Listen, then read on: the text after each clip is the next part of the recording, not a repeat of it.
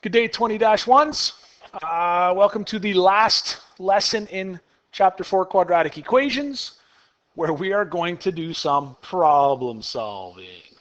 Taking all this process that we've talked about and putting it into problem solving context. Very quickly, just to review, solving quadratic equations. We can graph it on the calculator. We can factor the quadratic and come up with our solutions or zero values or zeros or roots. Or we can isolate x using the square root principle or completing the square process. We can use the quadratic formula. So what's important is that you understand these three are the algebraic processes. That is what the majority of work will be required. Graphing on a calculator is a great way to check. If a question doesn't say algebraically, you can find your zeros that way. However, algebraically, you need one of these processes. So let's take a look at problem solving.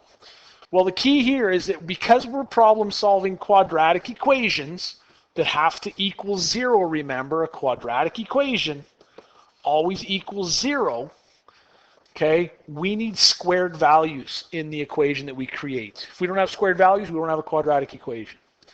Really, for me, setting up the situations, that's the problem here, is using the previous knowledge for going back to possibly something as simple as elementary, is using information that you have previous knowledge of to create these equations that have squared values, and making sure that you are solving algebraically unless stated otherwise. But what we have to make sure of, because there are two solutions in so many problems, not all solutions work. We have to understand that we might get two values for x or t or whatever we're solving for. One of them works, but the other one doesn't. So this is what we need to consider when we're solving quadratic equations. So here we go. The first on page 12 or 13 is page 12 is what we're looking at to start with problem solving. Height of an object is given by that quadratic function. The reason it's a function right now is because it doesn't have equal to zero. It's not a quadratic equation. What we're trying to figure out, we have h, which is a height, and t is a time. So like we've done before, this object is traveling a parabolic arc going a certain height over a certain amount of time. It's not a new question to us. We've seen it, but we want to know, when does the object hit the ground? Well, what's important is hitting the ground tells us we have a height of 0. So that's how we get our equation. 0 equals negative 2t squared plus 9t plus 56. There's our equation because the object is hitting the ground, has a height of 0. We want to know how long, what's the t value for a height of 0. Here's what we're looking for. So we can solve this. How do we solve this? Two different ways. I always like to look for factoring first. When I look to factor, I want to factor a simple trinomial. Remember, a simple trinomial is x squared plus bx plus c. So if it's going to be factorable by factoring, this is what I'm looking for personally. If I factor out a negative 2, there's my t squared by itself, which is good for simple trinomial. But when I divide by negative 2 here, I get a negative 4.5t. I don't want to try to factor something that has a decimal in it. That's pretty ugly. So for me, real quick inspection tells me factoring's not nice here. Let's work the quad formula. We could isolate x, isolate the t, complete the square, but that's a lot of work if you think back to when we solved that way. So in this case, I think the quadratic formula is a nice way to do it. Negative b plus or minus the square root b squared minus 4ac over 2a Hopefully we understand that at this point and we can rip through it, not too much difficulty. Here we go. Negative b, which is 9, plus or minus square root 9 squared minus 4 times a, which is negative 2, times c, which is 56. And all of that is over 2 times a, which is negative 2. If you recall when we did the quad formulas, I like to figure out my radical value first. So we get negative 9 plus or minus. And when I get this 9 squared minus 4ac, or our discriminant value, it's 529 over negative 4. Well, if I take this one step further, what's nice with this question and any word problem, using decimals is acceptable in a word problem. We're not going to get a height or a time that's root 7. Decimals are acceptable. But in this case, what's nice is we get negative 9 plus or minus 23 over negative 4, and that's what our x values will be based on, because root 529 is 23. So now I go up. Remember, there's 2 solutions here, negative 9 plus 23 over negative 4, but we also have another possibility where x will be negative 9 minus 23 over negative 4. When we solve these, x here works out to be negative 3 5/10 to the 10th place. And second calculation, negative 9 minus 23 divided by negative 4 is 8. Well, we're solving, I turned my x into, or my t into an x. This is essentially our t from the question. So what do we notice? We can't have negative time. Negative time just doesn't exist. This is an extraneous answer. Does not exist. 8 seconds though, does it make sense that it would take 8 seconds for the object to hit the ground? Absolutely. So there's your solution. When does the object hit the ground? After 8 seconds, the object will hit the ground. So here we didn't have to do too much to create our quadratic. We just had to make sure it was an equation, decided to use quad formula, came up with 2 solutions, but realized one was extraneous. It just didn't exist. So we came up with our answer. Let's take a look at another question. Number 2. The length of a rectangle is 7 less than 3 times its width. The area is 40 centimeters squared. Find the dimensions. Well, we're looking for dimensions, and dimensions of a rectangle are length and width. Well, what do we know about the length and width? We know the length of a rectangle is 7 less than 3 times the width. So the length is equal to 7 less than 3 times the width. So we need 3 widths, and then we want 7 less than that. Please be careful, because 7 minus 3x, because that's the order it's written in, is popular, but it's wrong. We want 7 less than something. We need to start with the something and get 7 less. Well, what's the width? We've called the width x, because the length is 3 times the width. So there's our width, and the length is then 7 less. There's our setup. What's the other key? We know the area is 40 centimeters squared. How do we get the area of a rectangle?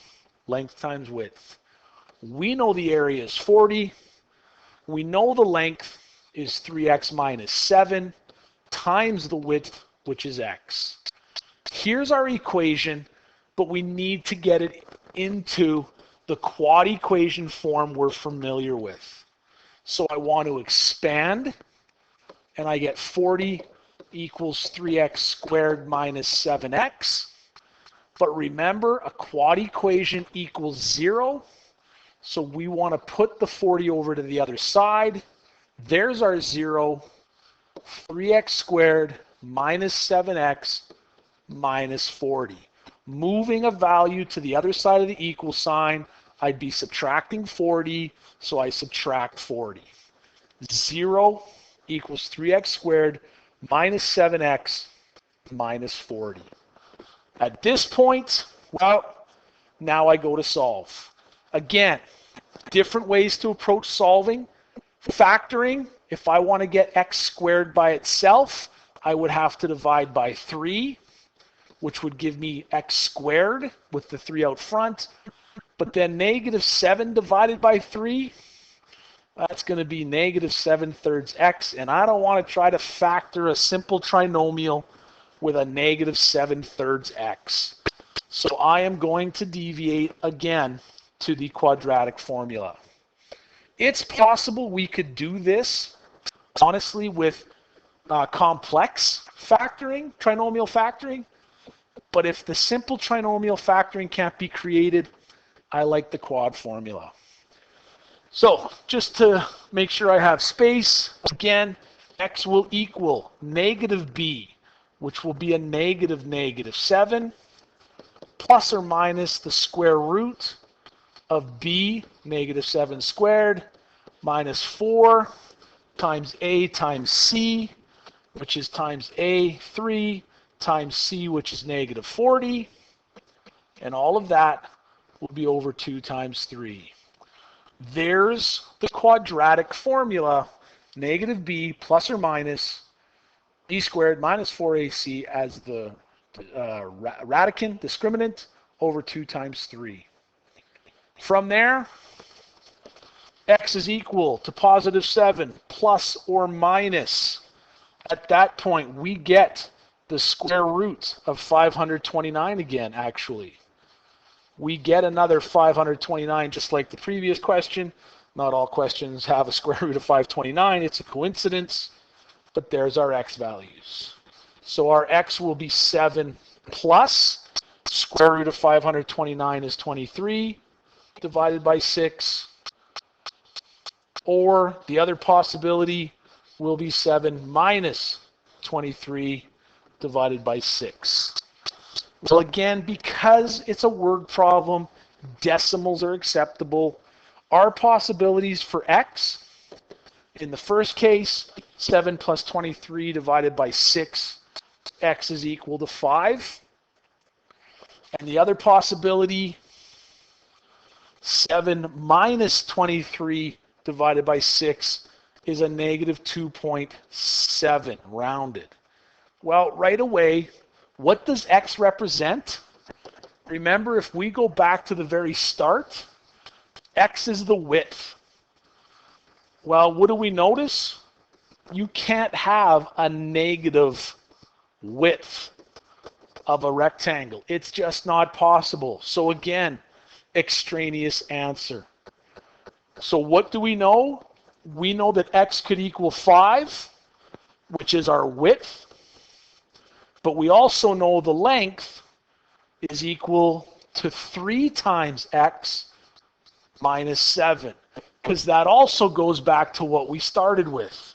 We identified the length as 3 times the width less 7. So in this case, the length is 8. So our rectangle has the dimensions of 5 centimeters by 8 centimeters. And there we go. What's the area if it's 5 by 8? 40, which is what the question said. Is our length 3 times the width less 7? 3 times the width, 15, less 7. There you go. Everything makes sense for a 5 by 8 centimeter rectangle. All right, here we go. I am not going to take time to solve all of these. You can check the solving. I will give you answers, but let's do the setups. Question 3. Question 3 says the sum of the squares of 2 consecutive odd integers is 74. Find the integers. Wow. This one statement tells us all kinds of information. First thing is, we have two consecutive odd integers. So we have integer 1 and integer 2. That's what we're trying to solve in this question. Find the integers. Well, we know they're consecutive right after each other, but they have to be odd integers. Well, we don't know what those are yet. We could guess and check, but we have to solve algebraically. But if I had odd integers, I know one of the integers could be, and it has to be odd, so maybe it's 11. What would the next odd integer be? 13. What would the next odd integer be? 15 and 17. Because these are consecutive odd integers. Well, how do I start at an integer and get to the next odd one? I've added 2. Well, to get to the next one, I've added 2. So what do I know about my integers? Well, what I know is that I don't know the first integer. But what do I know about the second integer? I know it's going to be 2 more. Because that first integer could be anything. Could be 3. Where's the next odd integer? 2 more plus 5. Or 2 more plus 2 to get to 5. Could be 5. 2 more would get me to 7. So whatever my first integer is, the second integer will be 2 more because they're consecutive odds. Now, that sets up our unknown, but we still need an equation. Well, if we take a look at our equation is telling us we want the sum of the squares of those. Well, sum tells us to add, and we want to add the squares of the two integers. So there's my first integer, x, and I want to square it, and I want to add that to the square of the second integer, x plus 2 squared. There's the sum of the square of each integer. And we know that that is 74. There is so much going on in that first statement. It's amazing. But there's what's happening. So from there, we need a quad equation, which means we need to be equal to 0. Here we need to expand. Please, this is FOIL because it's x plus 2 times itself. That's FOIL calculation. So we have x squared plus, when I do FOIL, I end up with x squared plus 4x plus 4. And that will equal 74. I still don't have a quadratic equation.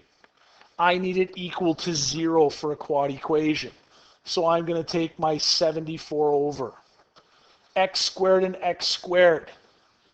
2x squared plus 4x. And if I take my 74 over, it becomes a negative 74 with the plus 4, and I get minus 70. That equals 0. Now I have my quad equation because I expanded what I could and took the 74 over, so it equaled 0. There's your quad equation. Now you can solve. I'm not going to take a bunch of time to solve. We practiced that. You can do that. What you should end up with is we end up with x equal to negative 7 or x is equal to 5. So we have two situations in terms of our answers. We want two integers. We said in the first case, integer 1 is x. So negative 7 is the first.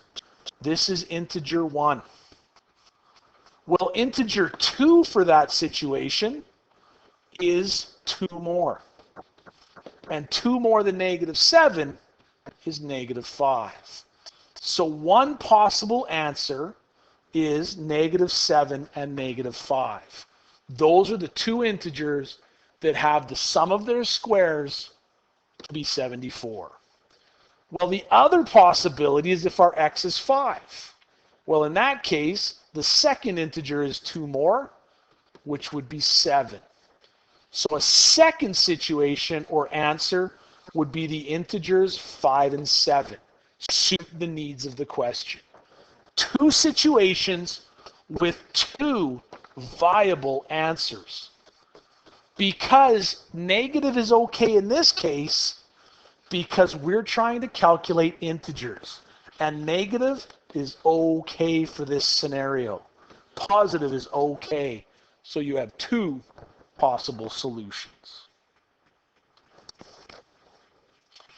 Number 4, a right triangle. Well, a right triangle. Here we go. What do we know about the right triangle? Well, I'm visual. You guys know. You hear me say that all the time. There's my right triangle. We know the sum of the two legs is 23.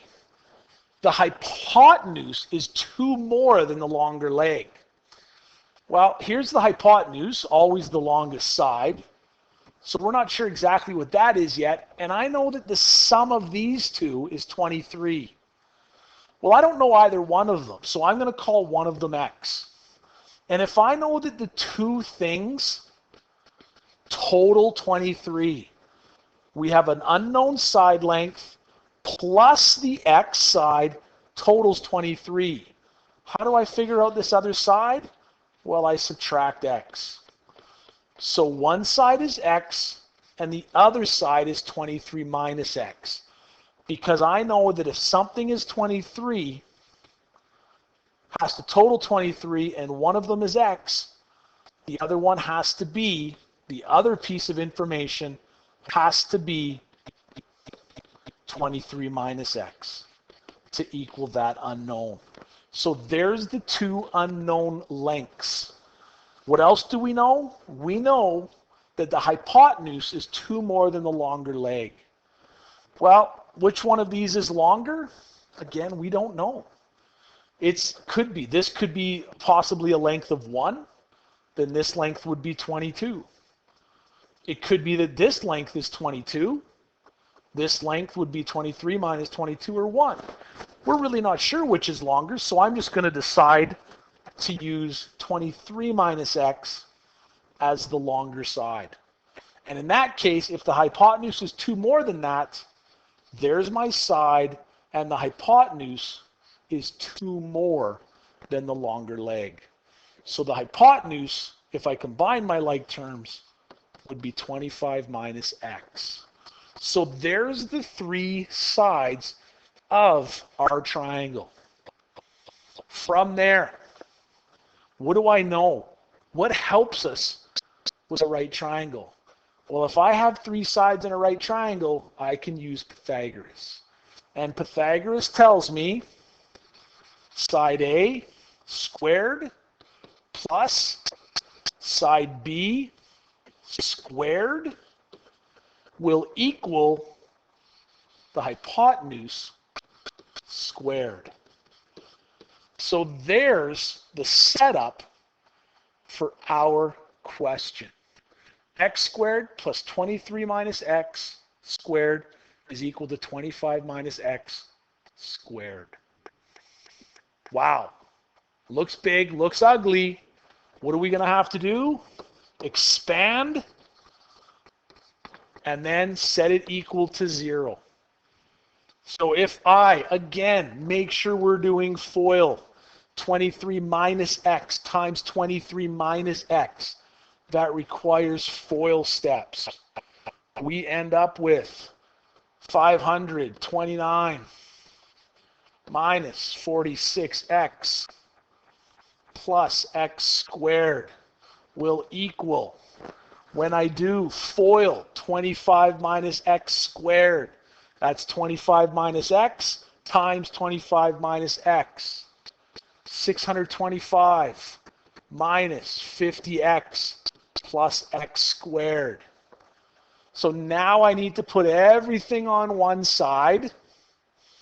So x squared, and I need to subtract x squared to move it over to this side. Leaves me with an x squared. Add 50x to get rid of it from this side. Add 50x. We're left with positive 4x.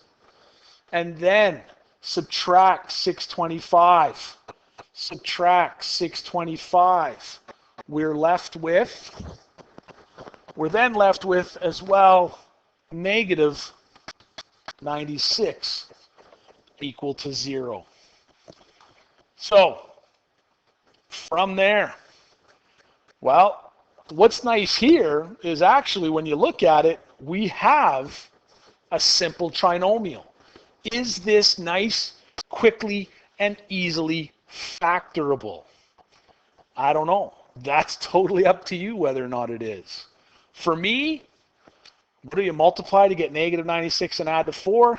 Well, again, if it's not something that pops in your head, play with it on the calculator a bit. It's possibly manageable. If not, we can go to our quadratic formula, negative b plus or minus the square root b squared minus 4 times a times c divided by 2 times a. So there's what we end up with in our quadratic formula.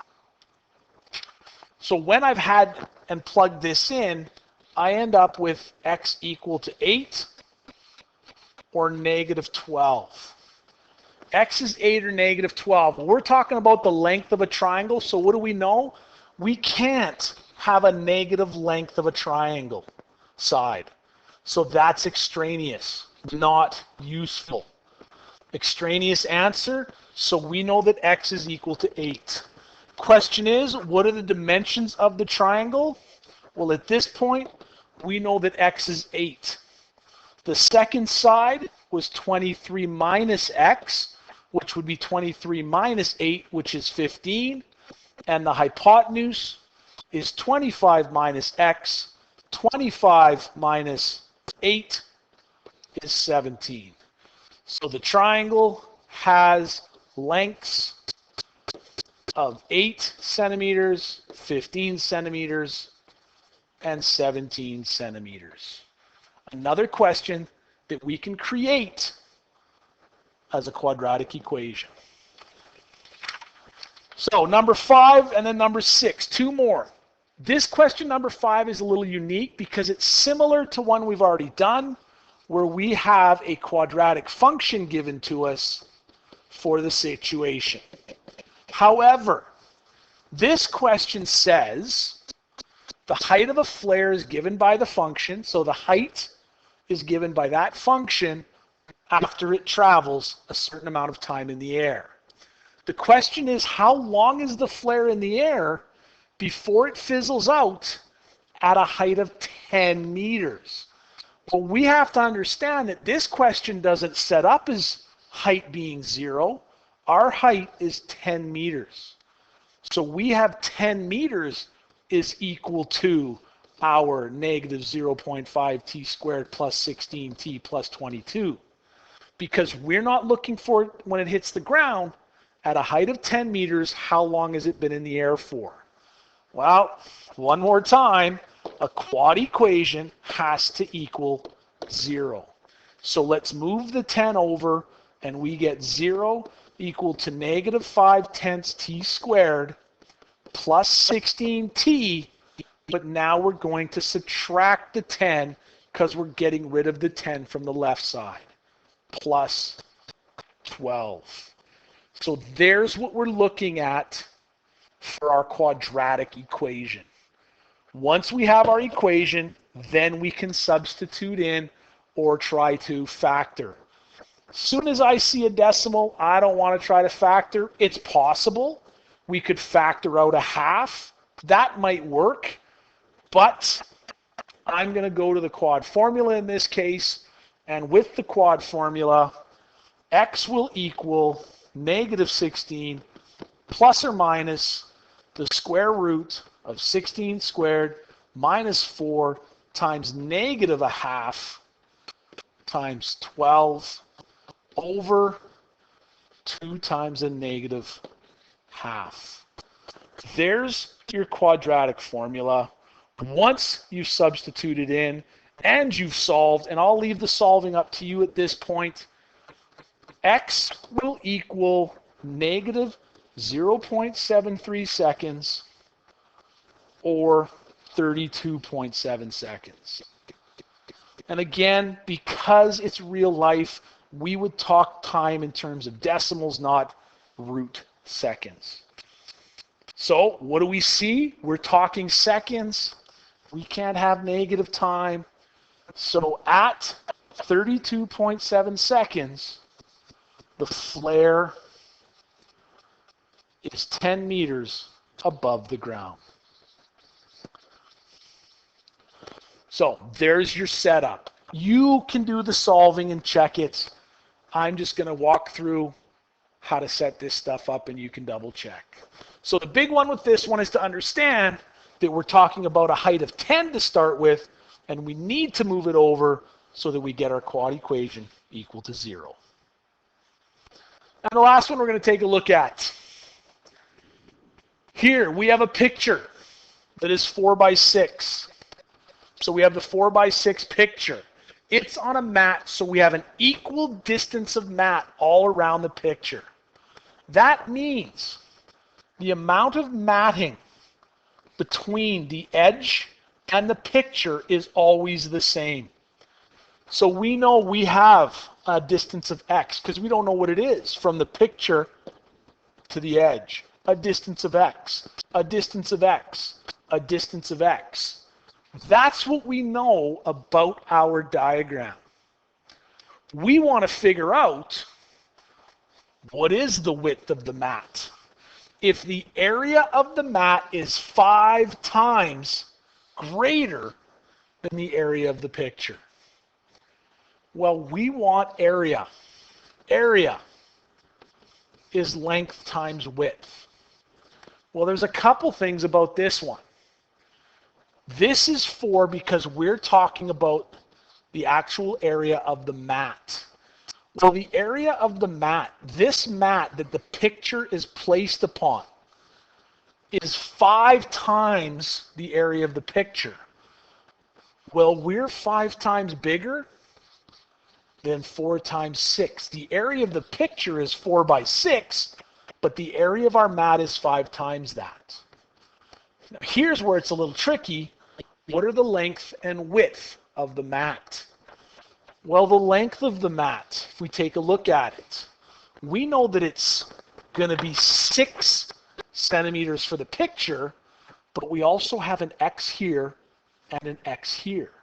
So this length of the mat is actually 6 plus 2x. And the same is going to hold true for the width of the mat. We know that the mat is 4 centimeters for the picture, but we have this x and we have this x.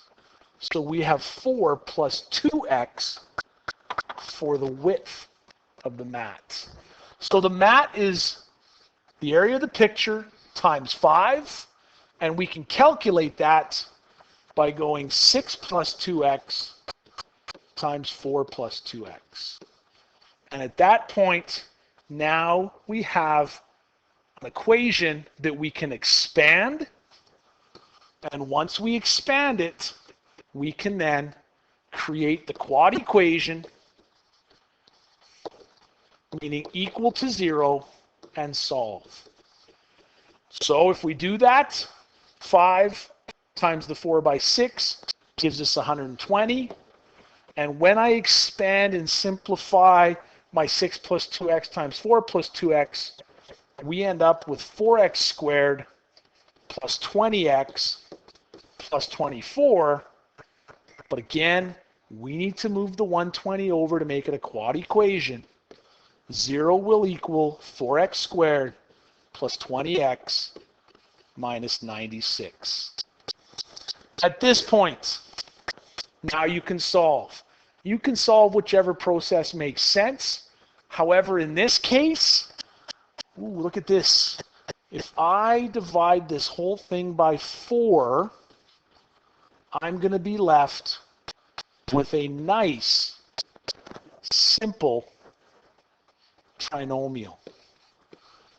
I can factor out the 4, which leaves me with my x squared, because all these parts divide by 4, plus 5x minus 24.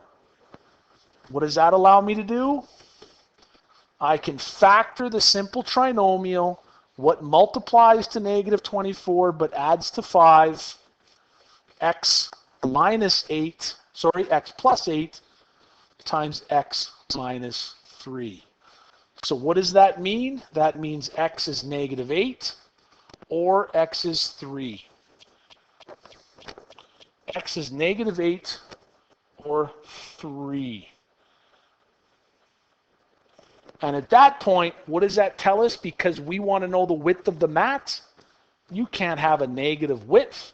So, what's the width of the mat? The mat is 3 centimeters around the picture. And there you go. That's what we're looking at in terms of word problems and quadratic equations. Number 7, give it a try. Answers are in the key that are attached or that you have available to you.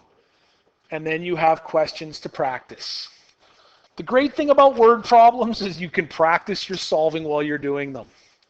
Again, answers are in the back of the book. Give them a try. You have to think a bit. You're not going to get a ton of word problems, but you do need to be familiar with them. Have a great day.